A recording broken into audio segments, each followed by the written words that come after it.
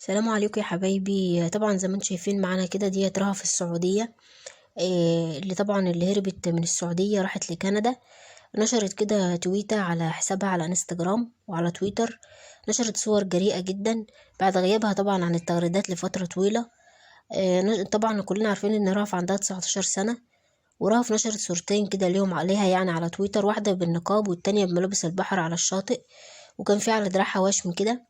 وعلقت على الصورتين دولت قالت: أكبر تغيير في حياتي من إجباري على ارتداء النقاب والتحكم فيا من قبل الرجال إلى كوني امرأة حرة.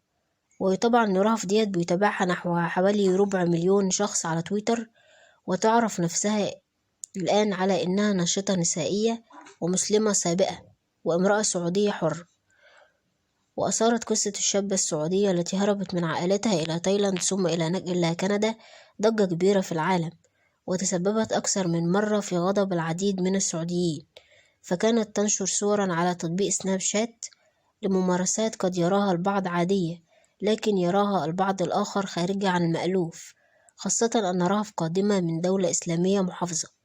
ففي إحدى الصور حملت رهف كأس خمر، وفي صورة أخرى سجاير حشيش، كما أعربت عن استمتاعها بتجربة لحم الخنزير في منشور آخر.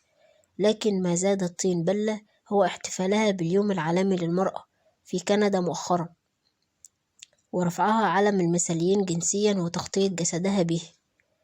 طبعا بصراحة يا حبايبي أنا تهيألي يعني إن دي مش بتمثل خالص السعوديين يعني بصراحة. مش عارفة هي بتعمل ليه كده، وهي أكيد طبعا غلطانة بالحاجات اللي هي بتعملها ديت والصور اللي هي بتنشرها لها على تويتر وعلى انستجرام. حاجة غريبة فعلا. ودي طبعا لا عاداتنا ولا تقاليدنا خالص يعني. استنى اسمع رأيكم إن شاء الله في